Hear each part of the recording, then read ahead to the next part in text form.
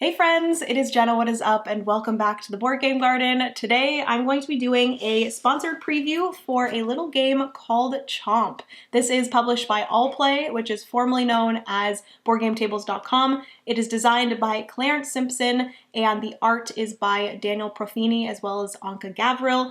And this is going to be one of 4 different small box, easy to teach games that Out Allplay is going to have on Kickstarter starting today. It actually launched the day that I put up this video. And these games are small box, easy to play games. It says on the back here that this one can be taught in 1 minute, which is fantastic. It can play 2 to 4 players. Plays in 20 minutes and is for ages 8 and up. There is Chomp, which I will be showing you today, but there's also 3 other games, Sail, Couture, as well as Mindspace. I will try to find some videos and link them down below, but I'm sure there's going to be videos on the Kickstarter page as well, so I'll have the Kickstarter link down below if you guys are interested in seeing all of the different games. But without further ado, let's get into this video. Let's go down to the table and I am going to show you how Chomp plays, all the different components that come in this little box. So yes, let's get into it, shall we? In Chomp, the era of the dinosaurs is here, and it's your goal to form herds of like dinosaurs and make sure they all get fed. Herbivores and carnivores both need food sources, or else herbivores might end up getting chomped. Players will do this by playing out tiles with 3 different sizes of both carnivores and herbivores, food sources for both species of dinosaurs, as well as nests, tar pits, and mountain ranges. At the end of the game, players will score for living and fed dinos in either herds or alone, as well as eggs in nests, and any goal cards they have acquired throughout the game. Now that you know a little bit about the game, let's get into what's in the box. You get 36 double-sided tiles, one side being dinosaurs and the other side being goals. This can be anything from 1 point per fed carnivore in your land, or 2 points per nest adjacent to a tar pit in your land. With 36 of these tiles, that's a lot of goals. There are also 12 egg tokens. These will be used to place in nests, and also 36 extinct dino tokens that will be used when, unfortunately, the dinos get chomped or go hungry. To start off the game, deal out 9 tiles per player. In this situation, I will be doing a 2-player game, so for a total of 18 tiles, you're going to then shuffle those all together.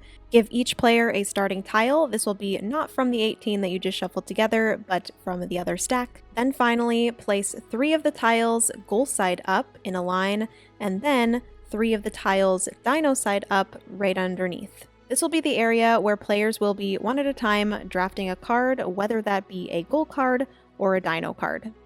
If a player decides to draft one of the dino cards, the goal card that is directly above it will get flipped and a new goal card will be put in its place. And if a gold card is ever drafted, a new one is just put in the empty spot. Players will continue to draft and place tiles on their land until there are no tiles left to draft. Now let's get into what is on these dinosaur tiles, shall we?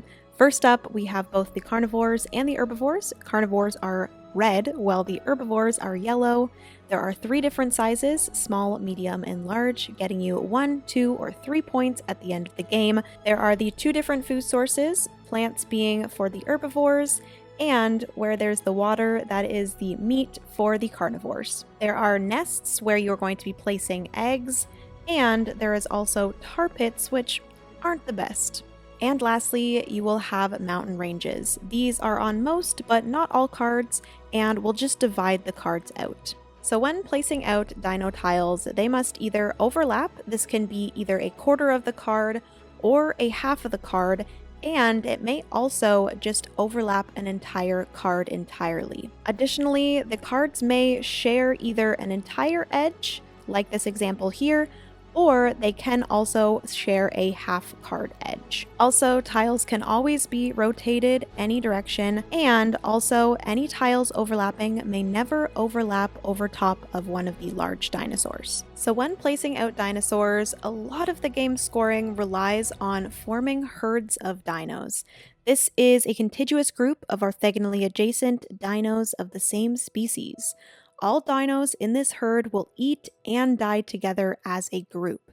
If one dino is fed, then the herd is fed, but also if one dino dies, then the entire herd dies. If a dino is adjacent to a tar pit, a nest, or a carnivore, or a food source, the entire herd is adjacent to it as well. And it's always very important to make sure that your carnivores are fed with their food source, which is meat, because if they're not, they will go after an adjacent herbivore dinosaur or herd of the same size or smaller.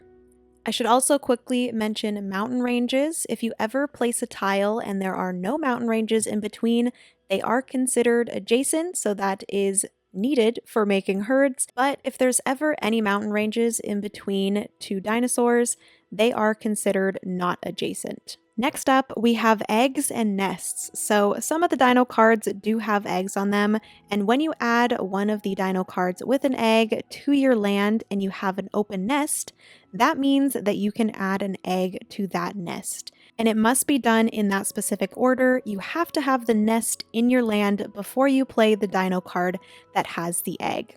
And lastly, we have tar pits, which, like I mentioned before, are not the best things to have in your land. I would say that it's very important to get rid of these by the end of the game, because any dinosaurs that are adjacent to a tar pit at the end of the game will unfortunately die. And there you have it. So before end scoring, every player will go around and make sure they put extinct tokens on any dinosaurs touching tar pits, any carnivores that are not fed by either meat or adjacent herbivores, and then also any herbivores that do not have a food source adjacent will also get an extinct token. Once that is finished, all players will go through and count up all of their living and fed dinosaurs, 3 for large, 2 for medium, and 1 for small each. They will also count up all of their goal cards. Additionally, each player will get 2 victory points for each egg that they have in their land. And after all of those things are added up, the player with the most points is the winner of Chomp.